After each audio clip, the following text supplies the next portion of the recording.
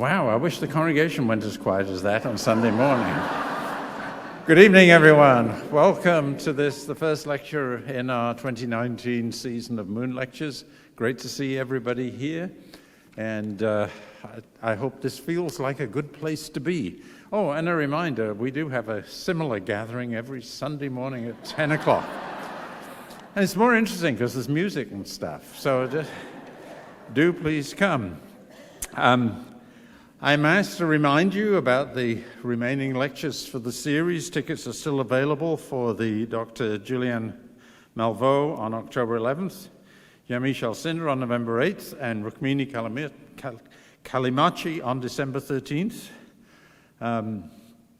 Jose was just showing me a picture. When was that from? With Yamiche? Oh, NYU. When? 2 months ago. 2 months ago. So he's standing next to Yamiche Alcindor, who's our November lecturer, and the two of them were standing next to a rapper because the three of them got awards together. So it's quite impressive, quite impressive. There will be a reception following this gathering over in Wesley Hall, which is right across the courtyard. Just follow the crowd over there. There are things to drink and things to eat. You don't have to pay anything, just go on over and take part. Also, you saw in the lobby that copies of Jose's book, Dear America, are on sale. This is the hardback version, but the paperback version out there, you can get your copy and bring it over, and he will be willing to scribble in the front of it, so do please do that. We're really grateful for Underground Bookstore for coming and doing our book sale this evening. So, it always amuses me when people say, our speaker tonight needs no introduction, and then they go ahead and do a long introduction. You can read what's there in his bio. This is an extraordinary guy who has become a sort of tour de force. He's a phenomenon. He came out of a situation that really is almost unique and gave voice to an experience that we all needed to hear. And he does it with such clarity and such passion. And you'll see he's very high energy when he speaks, because he's a high energy person with a great passion and a great vision for our nation and for this community and for the human family, which is a breath of fresh air in so much of the air we're having to breathe in these days. So, Jose, thank you so much for being here tonight. Come and speak to us, would you please?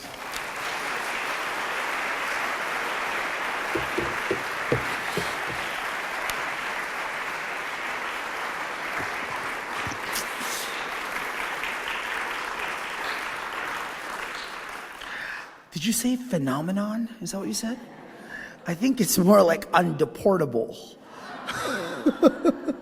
I'll get to that, but if you're probably wondering how an undocumented person like me who has no protection, I don't have DACA. I was 2.5 months too old for DACA. If you're wondering why I am still here, the answer to that question is I have no idea. I don't know. I don't know why they've only arrested me once. I wrote about it in the book. But I haven't gotten arrested since then. And I've been traveling all across the country. I've been doing this for 8 years now. I've been going around all across the country asking this question of how do you define American? I just spent the last week in Louisiana. Yes, Louisiana. I was in Baton Rouge for 3 days because every freshman at Louisiana State University was required to read my book, which was amazing. Yeah, it was amazing. It was amazing. But I was speaking to about 700 students, most of whom grew up thinking of this issue as a Mexican border box issue as defined by Fox News. So this is why our work at Define America, and I'm just going to jump right into it. What we do is how do we take this issue out of this Mexican wall border box that we have locked it in? How do we use stories, right, in television shows and movies that you watch, in the news articles, at NPR, segments that you listen to, right? How do we change the way our country, a country founded on the freedom of movement, how do we change how we talk about this issue? I believe firmly that you cannot change the politics of this issue, which is incredibly politicized, so much so that it elected a president, right? You cannot change the politics of an issue until you change the culture in which people discuss the issue. And when I say culture, narrative is the oxygen that we breathe.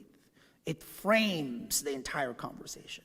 That's why when this issue comes up, we don't think of people, we think of laws, and we think of policies, and we think of politics. We have not divorced the issue from the people. So I suppose I'm here to say that I am not an issue. I'm actually, a person. But I'm getting too ahead of myself. So I've been going all across the country. I've done maybe 1,400 events in the past 8 years. Every state but Alaska, although I'm going to go there later this year. And about 40% trying to talk to as many conservatives and Republicans who would have me. That's why I go to Louisiana, Mississippi, Arkansas, where I go next month. And this question, so how do you define this? So do laws define who an American is, right? Clearly, that's what's happening right now. Do pieces of papers, legal documents, a green card, a passport, does that define who an American is? I have slides, so she's going to help me. Can you put in the next slide? Do you know what a green card looks like? It's not even green. So I was born in the Philippines, and then I woke up one morning. My mother said I was going to America to live with her parents. I got here. This was 1993, the Pete Wilson era I lived through. And my grandfather, who was a security guard, who was a naturalized U.S. citizen, gave me this. Apparently, my grandfather couldn't bring my mother here because my mother was already married. That tells you a lot about immigration laws. And a grandparent can't petition a grandkid. It's not considered a strong enough of a relationship under immigration law. So they gave me this. The man who gave me this was my uncle. Oh, I thought they said he was my uncle, but I'm Filipino. You're in Sacramento, you know Filipinos. Everybody's an uncle. So he was an uncle. And I thought everything was fine until I went to the DMV 4 years after arriving here. And then the woman at the DMV, when I applied for the driver's license, said that this was fake. Don't come back here again.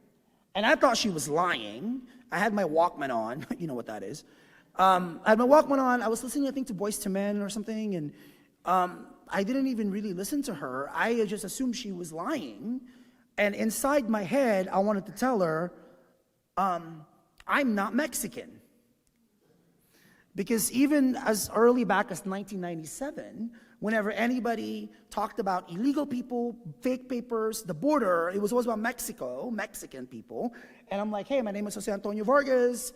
Maybe she thinks I'm Mexican. How do I explain to her Spanish colonialism? All of that, right? But I just left the DMV thinking she was lying and she didn't know what she was talking about. But in many ways, she was the first one to save me. Because she said, this is fake, don't come back here again. I get home, confronted my grandmother, my grandfather, who was working graveyard, so he was always home during the day, and I said, hey, the woman said this was fake. My grandfather said, what are you doing showing that to people? I guess I wasn't supposed to show it around, but nobody told me that. And then he goes, you're not supposed to be here. That's how I found out. But my grandfather, whose favorite singer was Frank Sinatra, I did it my way, had a plan that no one told me. The plan was, get me here, smuggle me here. He paid $4,500 for that fake green card, which is a lot of money for a security guard who made $6.50 an hour. Get me here illegally. I would work under the table at the flea market in San Jose. Then I would marry a woman who's a U.S. citizen, and poof, I'd become a U.S. citizen.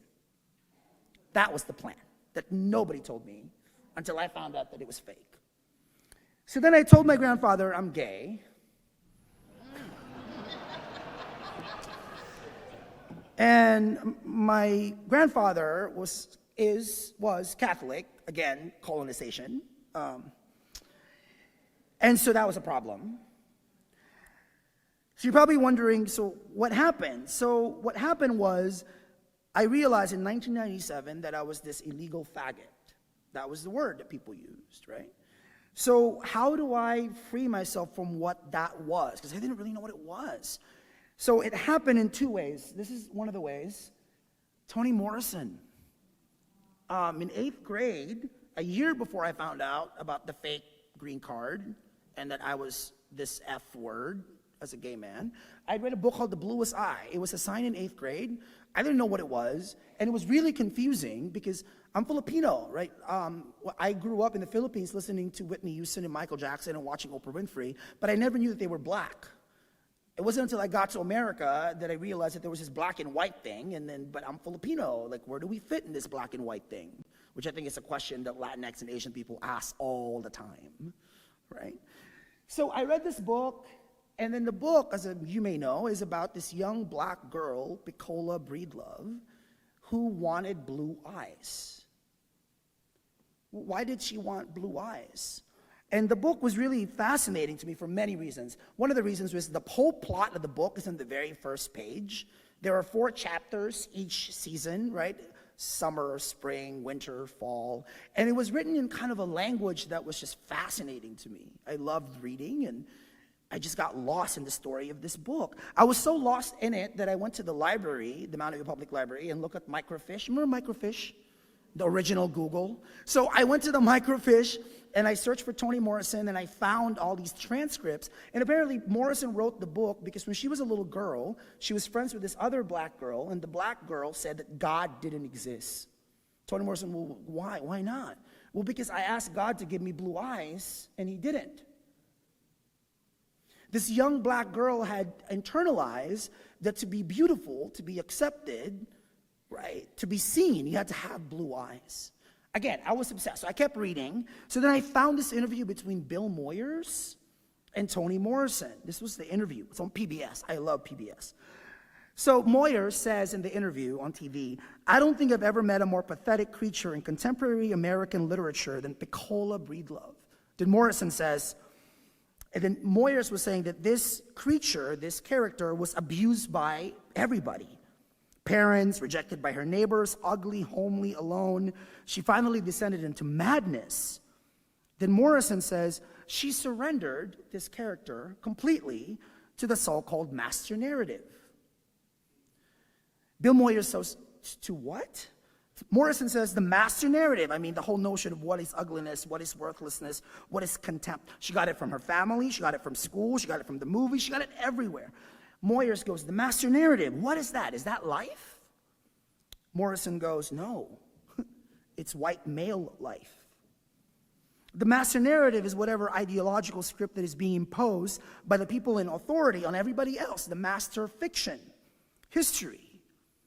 It has a certain point of view. So when these little girls see that the most prized gift that they can get at Christmas time is this little white doll, that's the master narrative speaking, this is beautiful, this is lovely, and you're not it. She's so needful, so completely needful, has so little, needs so much. She becomes the perfect victim. I actually remember reading that and thinking, wait, what? What's the perfect victim? So after reading this transcript, I decided that I have to not surrender to whatever this master narrative is and that I cannot be the victim. In my mind, victim and illegal were one and the same.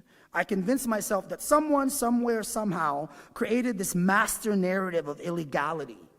Human beings identified as illegals, as if one's existence can be deemed unlawful.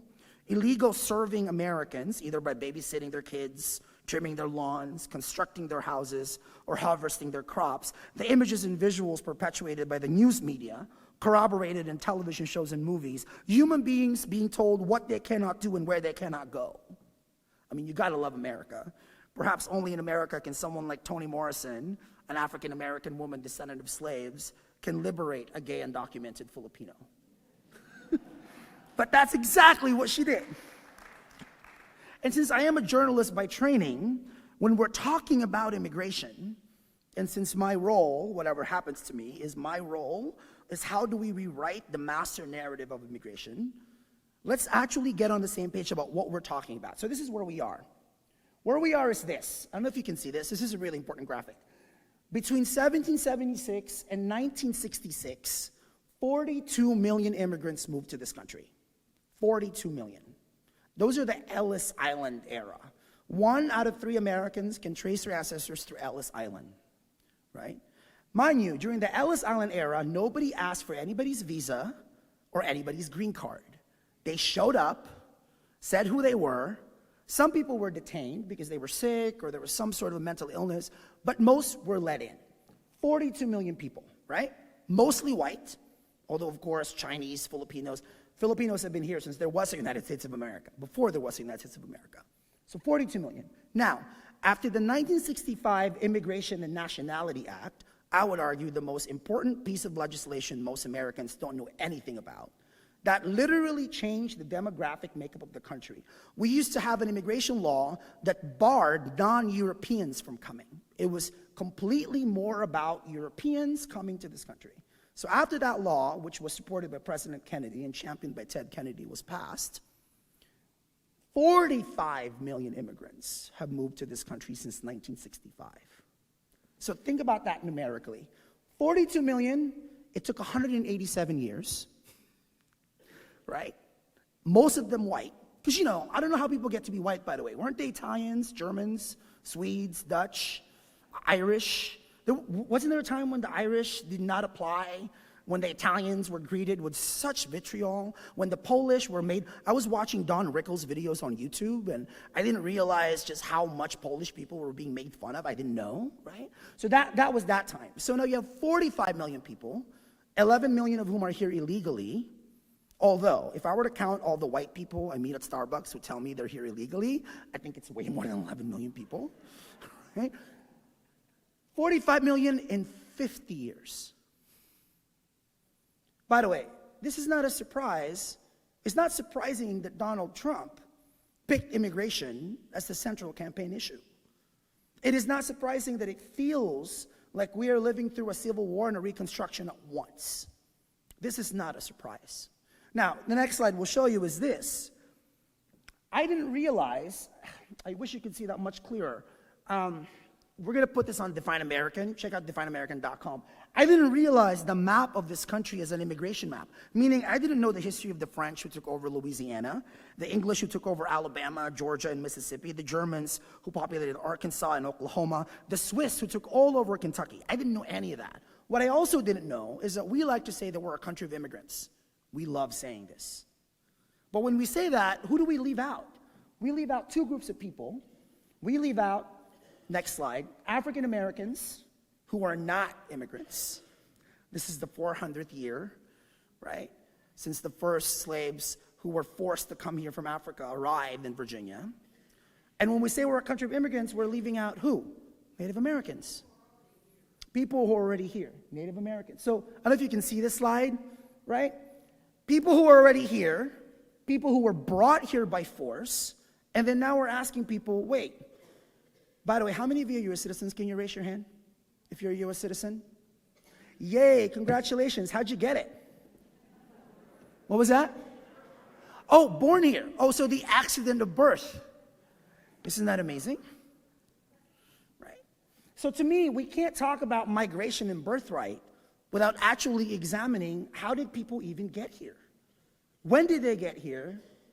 From which country did they come here from? And what laws are in place? The point that I'm trying to make is what we're facing in this country right now is that we have never told our full story to ourselves. We haven't. That's where we're living and the mess that we are living in. And I'm saying this as somebody who's been traveling nonstop all across the country, engaging all Americans who would talk to me, even the ones who want me deported. How can you ask me where I'm from if you don't know where you're from? How can you ask me to earn my citizenship if you don't even ask yourself the same thing? Now, the next slide is this. Isn't that the most horrible picture you've ever seen? So, between the ages of 16, powered by Toni Morrison and James Baldwin, I kind of hid from plain sight from the age of 16 till I was 30. And then when I was 30, which was like the big deadline in my head, I decided that I was done lying to this government about who I was and lying to my friends about how I got here. And against the advice of 28 lawyers, I did that. In the New York Times, I wrote 5,000 words, a long, long story. Everything I ever did that was wrong, all the lies, all the fraud I committed, everything. And then just waited I knew President Obama. I've interviewed him before. I was a political reporter, and in 2011, President Obama deported 400,000 immigrants, right? President Obama ended up deporting 3 million immigrants.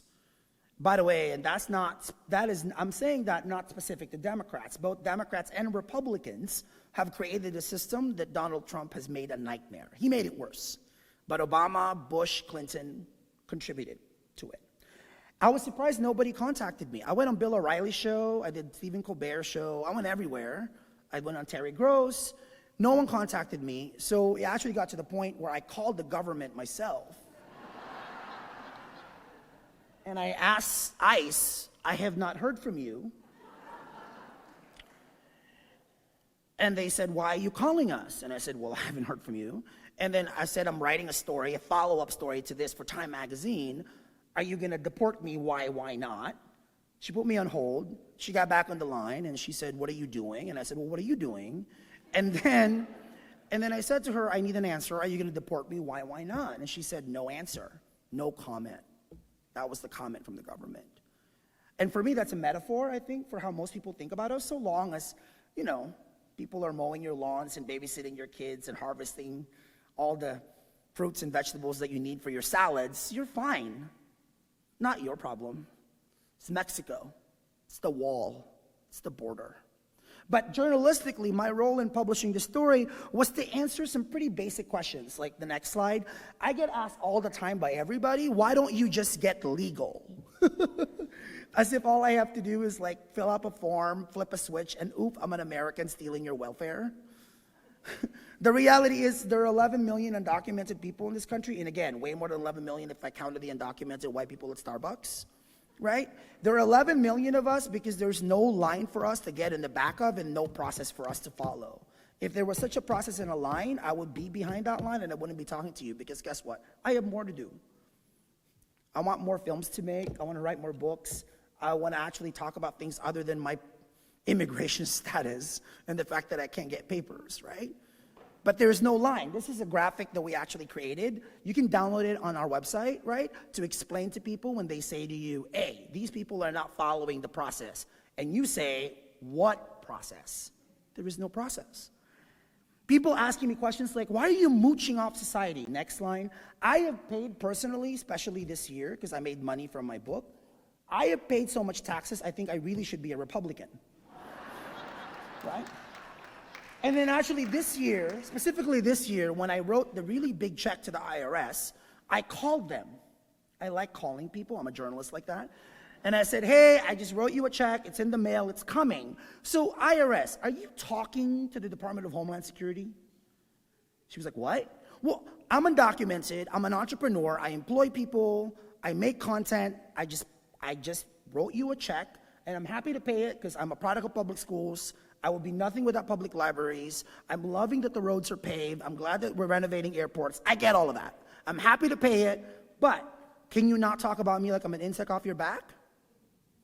So the woman in the line, I'm really confused, sir. It's okay, I said to her, because the reality is most people, including most journalists whose job it is to tell you what's happening, don't know that undocumented workers pay billions of dollars to not only the IRS, but to Social Security. According to the Social Security Administration, undocumented workers like me have paid $100 billion in the past decade. Apparently, we're actually the ones helping keep Social Security solvent.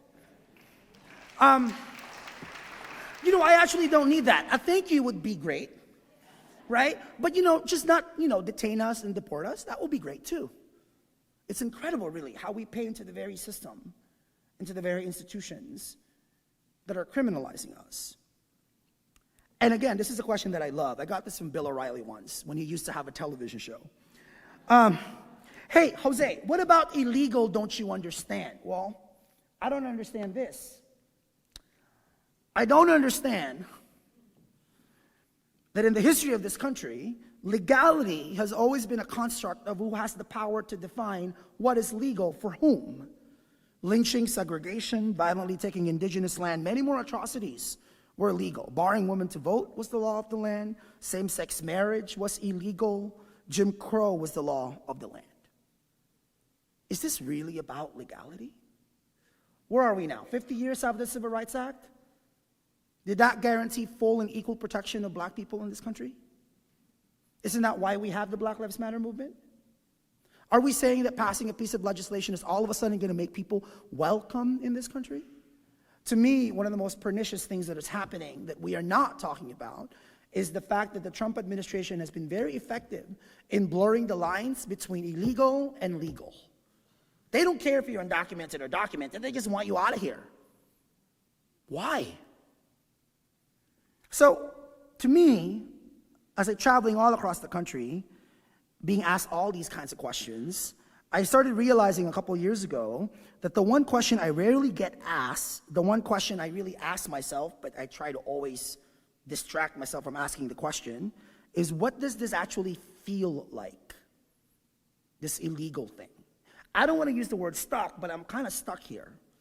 Thanks to what Bill Clinton signed into law in the mid-1990s, the same years that Pete Wilson was being tough on illegals in California, because of what Bill Clinton signed into law, I can't leave America. If I leave, they won't let me come back in. I'd be accepting what's called a 10-year bar. And I'm lucky, I'm from the Philippines. If I were from Mexico, if I cross the border more than twice and try to come back, I'm barred for life. So at Define American, we meet so many people, so many families whose dad, I don't know why it's always a dad, whose dad is Mexican, the wife is a US citizen, the kids are born here, US citizens, but the dad can never be a US citizen, even though the entire family are US citizens. And mind you, in some situations, the dad never tell the kids. The dad always just gets left behind when they travel overseas. So I can't leave. I haven't seen my mom since she sent me here, so that's 26 years. So what does that feel like? And honestly, when I was growing up, I didn't think I was allowed to feel. You just have to work, just do stuff. So then I ended up doing something that I really didn't want to do, which is I wrote this book. That's my handwriting. That's not my thumbprint. That was a step too far for my lawyers. It's yellow because I'm Asian. Everybody thinks I'm Latino because of my name, so I said, pick the most Asian color, good or bad, yellow. And one of the 3 colors of the Philippine flag is yellow, so I'm like, hey, that's a good touch to my Filipino-ness. You're probably wondering, if you speak Spanish, you're probably wondering why the accent in Jose doesn't have an accent on the E. So Filipinos have Spanish names, right? Because of colonization, but we don't put accent on our E's. I love copy editors, like the people who correct your grammatical mistakes. So after I turned the book in, the copy editor was like, hey, Mr. Vargas, I think you misspelled your name. There's an accent on the E. And I said, no, there's no accent on the E. I'm Filipino, we don't do that. Well, why don't you do that? And I said, well, we're rebelling against Spanish colonialism. And she's like, that's not enough. I love copy editors. Can you find out the real reason? So I found this linguist anthropologist at Stanford, of course, Jonathan Rosa, who told me, he explained. So when America took over the Philippines after the Spanish-American War, because America needed a window to the Orient, you were producing so much goods that you need to sell it to Asia, so we were the bridge for that. And apparently, the American president at the time was thinking that these Filipinos needed to be saved. Do you remember a poem called The White Man's Burden? You know the subtitle of that poem? The United States and the Philippine Islands. Rudyard Kipling actually wrote the poem to convince the American government to take over the Philippines because the Filipinos, who are described in the poem as half devil and half child, can barely take care of themselves. That's why you all came. So we were like the first Iraq. We were the first Vietnam. So when you came, your typewriters didn't have accent marks. So my name is actually a mix of Spanish colonialism and American imperialism. The book just got published in Mexico. It's in Spanish now, the book.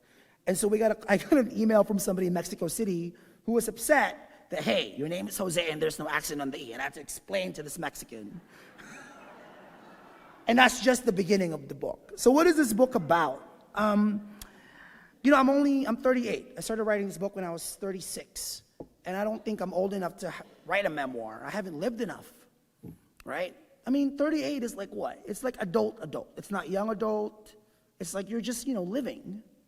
So I didn't want to write a memoir. I told that to my editor. Instead, I told her I wanted to get to the psychology of this. because I'm privileged enough to actually write a book. So she made me list the 20 most painful experiences of my life, the editor. I highly recommend it to everybody. I came up with 23. And then when I wrote it down, when we looked at it together, we realized that every experience was either because I lied to somebody, I tried to pass as someone even though I'm not, or I was hiding from someone or something. So that was the structure of the book, lying. So when you're in this situation, you lie a lot, right? Oh, that's the next slide. Lie. So you lie a lot. And so when I found out I was here illegally when I was 16, I had a really thick Tagalog accent, which is kind of like that, like, thick accent. And so I thought I needed to get rid of it. And so I just watched a lot of PBS, Bill Moyers, and then they used to do the Upstairs and Downstairs show on PBS, Masterpiece Theater. So I figured if I can sound like PBS and sound like Dr. Dre, I would be okay, right? So you pass as white, you kind of sound American by trying to figure out what black and white was. And then you lie. Like I remember when I was in high school, my teachers would be wondering where my family was, but I didn't want to introduce my family to my teachers because I was like, well, what if they said anything about my legal status? So I actually just went to parent-teacher conferences myself. I was my own parent. And then you do big lies. So the next slide, when you get a job, you get this employment form, right? So my first job was at Subway Sandwiches, making meatball sandwiches, and then at the San Francisco Chronicle, right out of high school. I was a copy boy, I answered phones. So that was the first time I ever got this form. And in the form, you have to check a box saying what you are. So you're either a citizen of the United States, a lawful permanent resident, or an alien authorized to work. I am not any of those things, but I needed the job. Because job meant I could support myself, I could support my family in the Philippines, like my mom, and I could live my life. So, and under this box, it says, this thing called perjury. But I needed the job, so I checked box 1. I claimed to be a U.S. citizen. So I did that at the San Francisco Chronicle, the Philadelphia Daily News, the Washington Post, the New Yorker. I did that in every job, and apparently, according to immigration lawyers, it's the highest offense you could do is claim U.S. citizenship if you don't have one. And a lot of my lawyers have actually said to me that this is the very reason why I will never become a U.S. citizen, because I lied on a form. And then when you lie, the next slide, you do a lot of passing, right? And I don't know, when I got to the Washington Post, this was right after 9/11, I'm so surprised why nobody asked me for any papers. Once I got assigned to cover the White House Correspondents' Dinner, and then the White House State Dinner for the Japanese Prime Minister. So got to the White House, and the White House was like, give us your social security number to be let into the White House. I gave them the fake number, thinking that they'd find out that it was fake. Nobody said anything. And since I looked like this, when I got to the White House, I just started bowing, and they just let me in. So you pass a lot. And I figured because I look like this, and I don't look like what someone I'm supposed to be, people would just assume that I'm from here. People would say, hey, you have an accent. What's the accent from? You're from California. Yes, I'm from California. And then next slide, you hide. So clearly I was hiding in plain sight, especially living in Washington, D.C., but I didn't realize that not only do you hide from the government, you actually hide from people. So one of my best friends in college got married in Mexico. She's Mexican. She was getting married, and she was getting married in Mexico City. And she asked me to be there for the wedding to read a poem. And I said to her, no. Why not? I don't like Mexico. One time I got offered to go to France, to Paris, to teach a writing workshop. And I had to lie, and I had to hide from the officials of the university and said, I don't really want to go to Europe. So you hide a lot, and I didn't realize that you actually not end up hiding from the government. You start hiding from your relationships.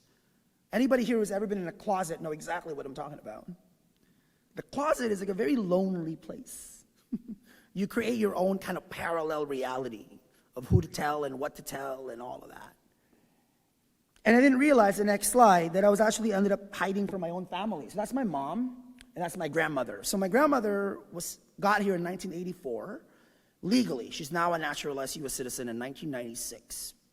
But because of many reasons, my grandmother only sees my mother, she's seen her 7 times in 29 years. So their relationship is really mostly transactional. I mean, I love you. That's great. We say that to each other, right? But how do you build a relationship with somebody when you see them 7 years in 29 years? 7 times in 29 years. So I didn't realize until I wrote this book that my relationship with my mother is the same of my grandma's relationship to her own daughter, because as long as I can buy my mother stuff from Macy's, she loves those Estee Lauder stuff. So long as I buy her stuff, right? As long as I send her money every month, so long as I consume and give her things to consume, we're going to pretend that we haven't lost anything. And we're going to pretend that all of it was worth it. Right? So you're probably wondering, so how did someone like me, under all of this, made it? So I expected everything to happen in the past 8 years. Detained, deported. I expected all of that. I did not expect this. This is the next slide. So last year, yeah.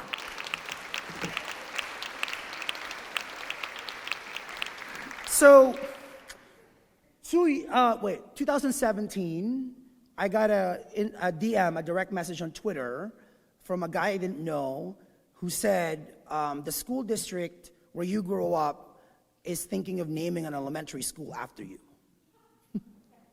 I thought it was a joke. Because, I get trolled online a lot. So I looked him up, journalist, found out he was real, got him on the phone, and he said, well, the school district here is considering a few names. Steve Jobs also went to the school district where I grew up. They were considering Michelle and Barack Obama for obvious reasons. And they're considering your name. And the first thing I said was, I'm not dead yet. Shouldn't somebody try to, do that first, And then I said to him, I'm only, at the time I was 36, isn't this too premature? And then he said, well, but they want to put your name up and they should decide. It's not my decision to make.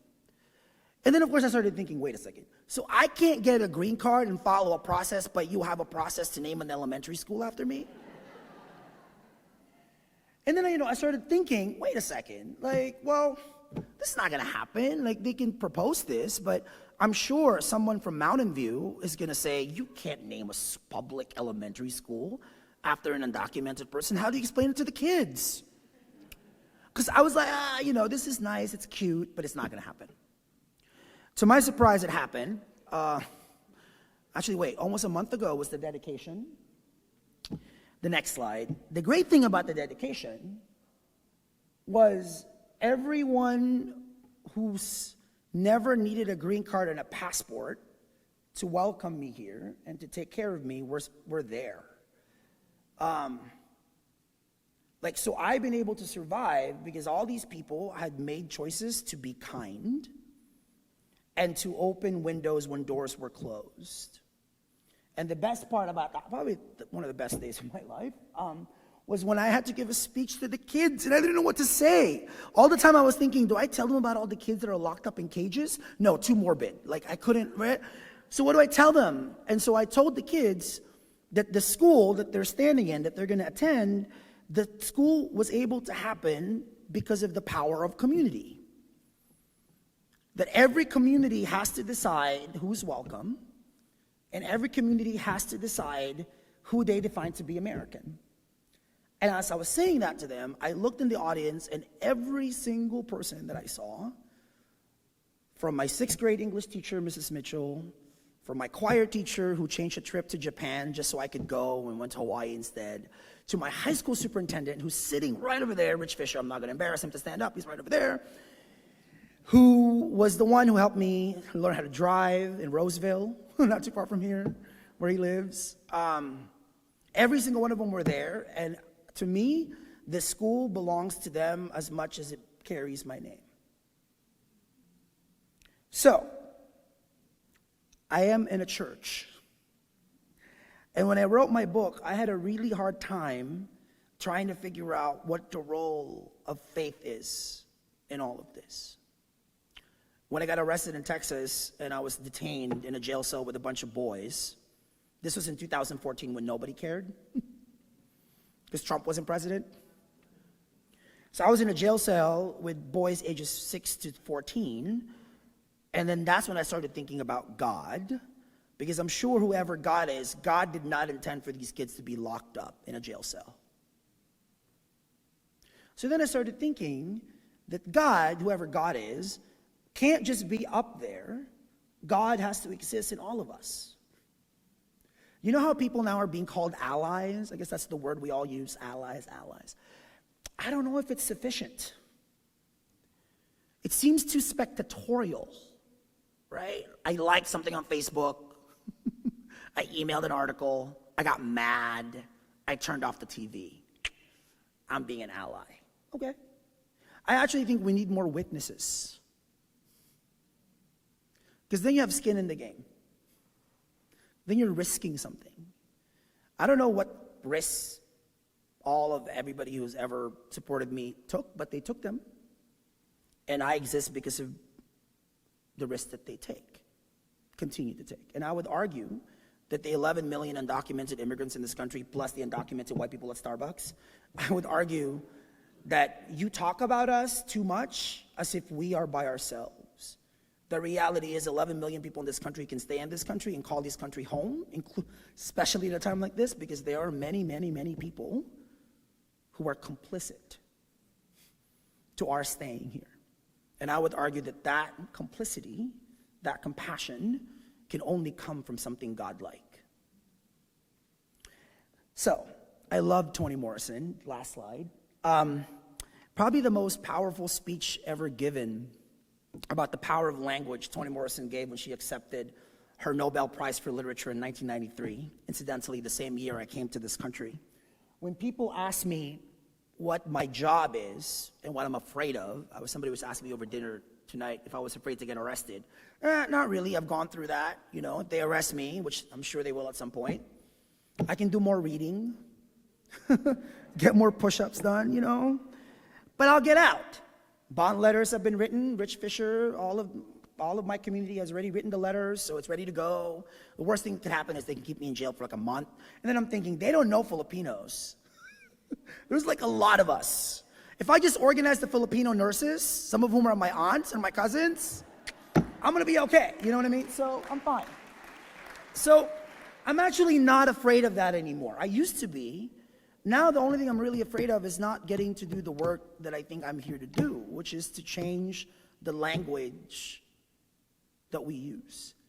You know, words are not just, I'm from the Maya Angelou school of language, which is that words are things, you know. They're in the air and then they get inside of you, and before you know it, it's not only how you think but how you act. So in this speech that Morrison gave, she said, we die, that may be the meaning of life, but we do language. That may be the measure of our lives. And I think the language of inclusivity, of equality, of fairness, and of freedom in a world where there are 258 million migrants, that is the most number of people that has ever moved. It's the largest single movement of people in recorded human history. So the language of acceptance, the language of tolerance, the language of inclusivity, that is going to be my work. And I would argue that places of worship and churches, you have a very, very big role in not only articulating that language, but acting on it. And I hope that you do. Thank you for having me here. Okay. Oh, no. Don't stand up. You can sit down. It's fine. Don't stand up. It's good. It's fine. Are you going to use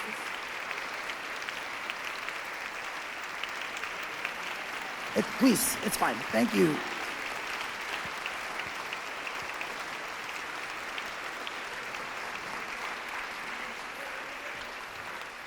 Questions?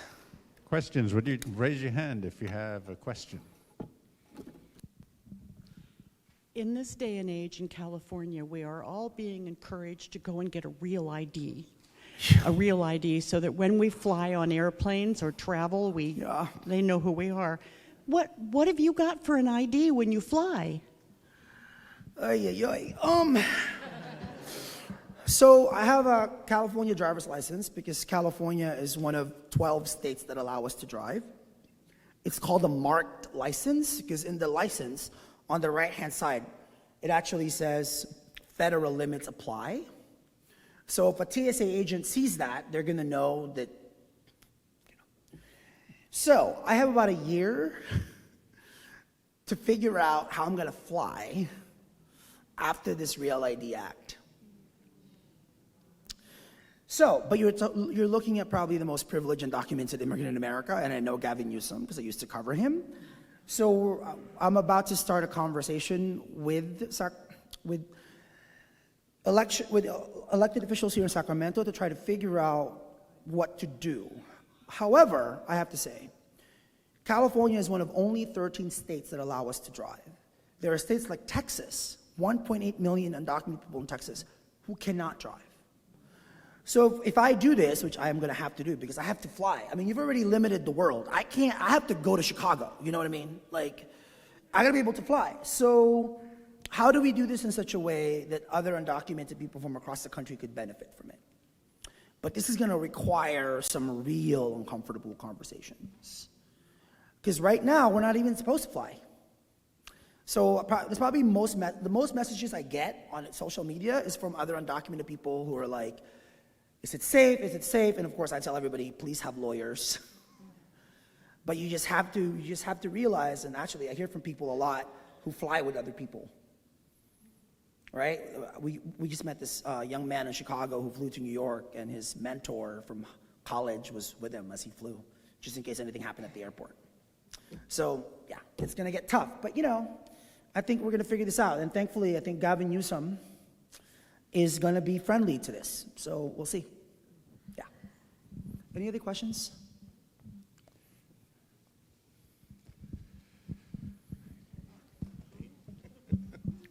What's up, Mark? Is that Mark? Yes. So how do I move from being an ally to a witness? I think it's a matter of risk-taking. Again, and apparently this church specifically had been going through your own process about what you can do, right? And I can tell you right now that I think the LGBT rights movement is actually a model for this. I mean, I don't know about you, but I'm still amazed at how quickly all of that moved. I felt like Ellen was, hosting her television show. Will and Grace was the #1 show on television. And all of a sudden, everybody had a gay coworker or a gay classmate or a gay boss. All of a sudden, places of worship became sanctuary for LGBTQ people. But that happened conversation per conversation. And I think what happens often in my experience, 'cause I've witnessed this, is a lot of people, when this illegal stuff comes up, they do not know what to say and they walk away. Thanksgiving is coming up. You're going to be actually on our website. You go to our website. We have a PDF you can download. It's called The Gift Guide to Uncomfortable Conversations. And it teaches you what happens when somebody says that about Mexicans and somebody says that about these illegals. I would argue that we live in a country of 56 million Latinx people, many in California, of course. I actually think we owe the Mexican people of this country an apology, having racialized this as much as we have. So, to me, the witness part of this is the risks you're willing to take, how uncomfortable you're willing to get. Do you walk away? Do you shut up? Right? Do you actually get into arguments with people when they say, well, they're illegal, they're not following the law? Are you going to go the other direction and actually explain, well, how did the law got created? What about you? How did you get here? So that's what we've been telling people to do. And I have to tell you, I have witnessed that. Actually, people engage in those conversations and they're life-changing. And I would encourage all of you to be a part of that when it can happen. Yes.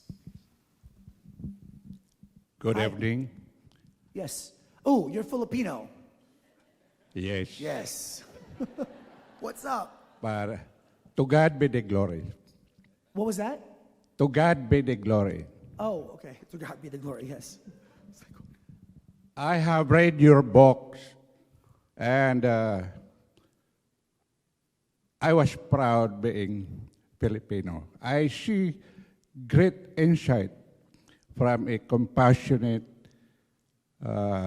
heart, and but I ask myself,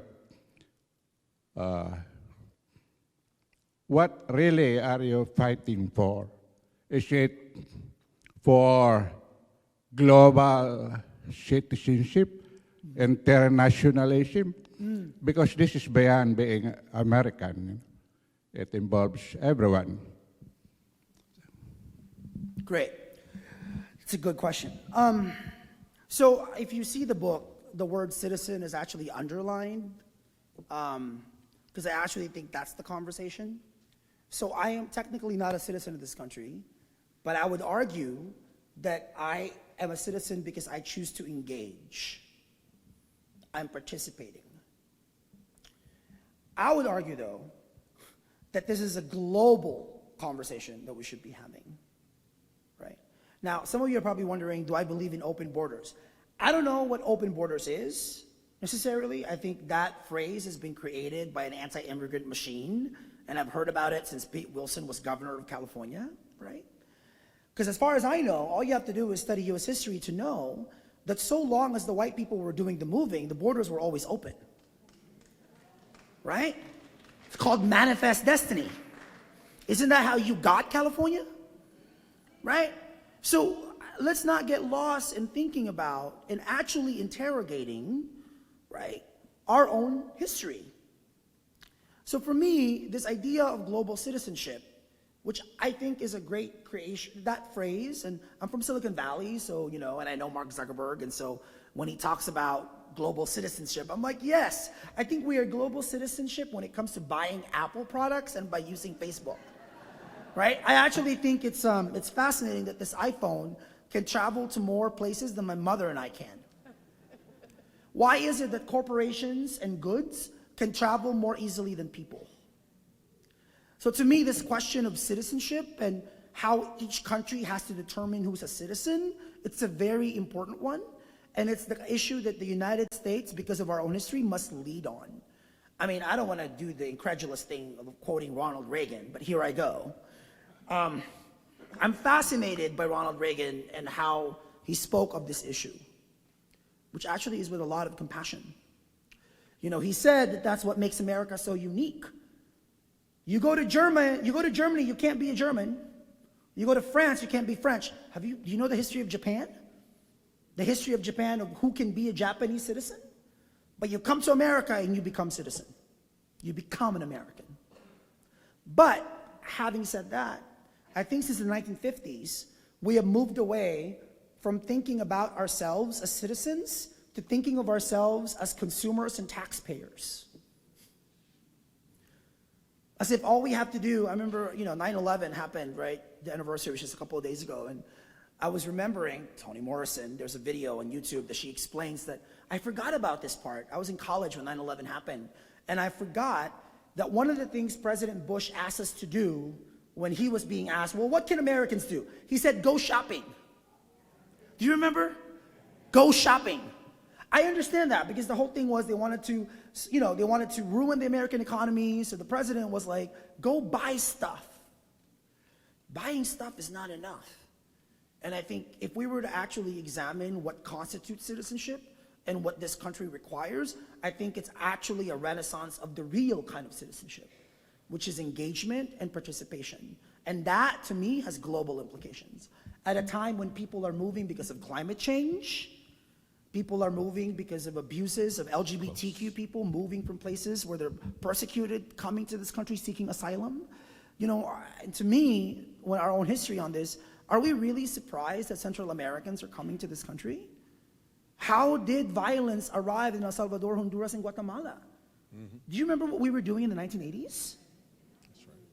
So now we're surprised? When you bomb Syria and Iraq, what do you think happens? So the argument here to me is that we are here because you were there. And I actually think that is an argument that the Western world, that have always defined what open borders were, they're going to have to grapple with that. And it's going to take all of us to figure out, again, this definition of who gets to be a citizen. Any other questions? Yes. Hi. Hi, Jose. Glad that you're here. Oh, thank you for having me. Yeah, I love this series too, the Moon Lecture Series. Just have some of the best speakers. You know, Donald Trump got elected, I guess, less than or right around 50%. Yeah. 50% of the people in America voted. So that shows a lot of apathy for the people in America. Yeah. And I think through a lot of my experiences, I noticed that people seem like we've been so demonized, so many people in America. It seems like we walk around in a state of fear, afraid to speak up. I think there are a lot more good people in America than not, but I think a lot of people just don't seem to have courage. And so we get back to the language. What do you think about people? Do you think people communicate enough in America and speak up enough when they see injustice? Or are they just apathetic towards it? Good question. I think apathy is talk about a viral disease. And you know what I struggle with, though? So after Trump got elected president, again, I'm Filipino. If you know Filipinos, we have big families, right? Big families. So I have like 34 relatives in the Bay Area alone. So I did my own calculus. Out of the 34, by the way, I'm the only one who's here illegally. Everybody else is either born here, naturalized, or green card holders, right? Everybody's legal. So I tried to figure out how many of those 34 can vote. 18 of the 34 are eligible to vote. How many of them you think voted? Can you guess? What was that? 5. It was 5. So it's like, and we're all friends on Facebook. So they see all my stuff. Please vote. I can't vote, but please vote. And out of the 5, 1 voted for Trump. I know. And my uncle said that he loved Trump on The Apprentice. And he said something that's been ringing in my ear a lot, which is that he said he'd get to this country in the 70s. My uncle was a veteran of the Navy, proud veteran of the Navy, as a lot of Filipinos are. And he said that it was time for a non-politician to be a president. Because he was tired of Republicans and he was tired with Democrats, so now you have a businessman running the White House. That was his rationale. And Ton, that's my nickname in Tagalog, Ton, he's not going to deport you. We're not going to let him. I'm like, oh, well, thank you, Uncle, for that certainty. So guess what? 5 voted, 4 for Clinton, 1 for Trump. So then I called all the other people who didn't vote. Really uncomfortable conversations. I can handle Trump voters, but talking to my aunts and uncles about voting, that was tough. One of my favorite aunts in Santa Clara said, Ton, I bought 2 houses, I sent your cousins to school, I drive a Camry, I'm done. That was the headline, right? Like, again, consumerism. She buys the stuff, she owns property, she's done. Then we got deeper into the conversation. You know what she says that really stunned me? They don't really want us here, we're just here to work. America is this black and white thing. That's what my aunt said. You know, we're just here, you know. We go to the Filipino store, we go to the casinos, we love casinos, as you know. We do that. So this kind of internalized colonization, I think there's that. And then I think also this rejection. And that, to me, is a civic crisis. I mean, of course, there's apathy in all communities. Although, I think how consistent Black Americans have been about not only fighting for the vote, but people's right to vote, I think to me is like, it's a really, especially considering all the voting laws that are happening all across this country. Actually, one of my dreams is how do we get the undocumented Americans who can't vote partnering with Black Americans who are fighting for the vote? Like, what does that look like? But this conversation within our own families, immigrant families, about America cannot just be that we're here to work, that we're here as your high-skilled, low-skilled labor.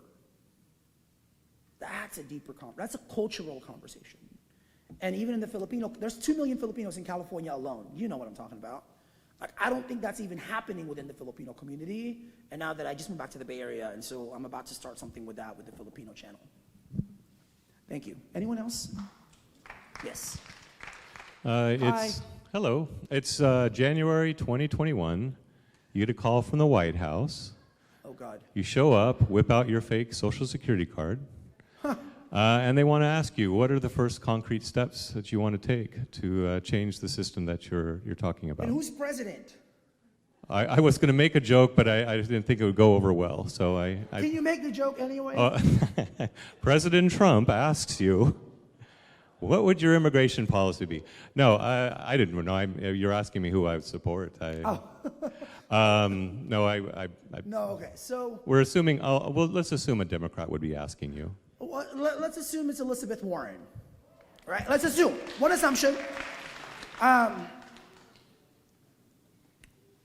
So I think the first thing we have to do is, to me, the most immediate thing is, how do we actually examine what our detention and deportation policies are? Should we be really locking up 40,000 people every day just because they're driving without a license? Many people get arrested because of that. I think examining our incarceration and mass detention of immigrants is, to me, one of the first things I would do to free people from that. Now, some people would call that an Abolish Ice Movement. That's one way to call it. When I go to Mississippi, I tell people, your tax dollars are paying to lock people up. Why? Right? Second thing I do is, what are we going to do with all these undocumented young people?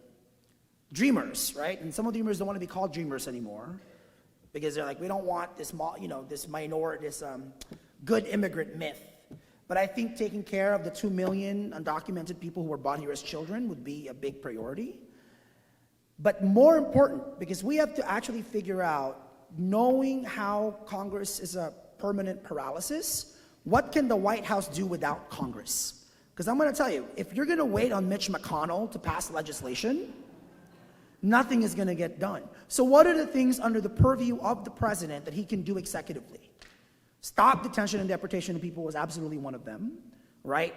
Making sure that DACA is brought into place, that's another one. How do we protect undocumented people with parents who are here longer than 10 years? That's another one. But when it comes to actual legislation, I think figuring out, I would argue that we don't really know the number of undocumented immigrants in this country. Asking them to come forward and then creating a process for them to actually be a part of the government would be the number one thing legislatively that we should be doing. And then this question of citizenship. But I would argue, though, that we can't ask undocumented people for U.S. citizenship until we as a society have figured out what citizenship actually means for all of us. I'm giving you a long answer here because I actually think that's where we are. I think this requires an actual dialogue about civic participation. Citizenship must be heavier than laws we pass. It has to be the DNA that connects all of us and how we share this country. I'm not seeing a hand up, so I'm going to ask a question. Yes. And it's a continuation of the conversation we were having earlier.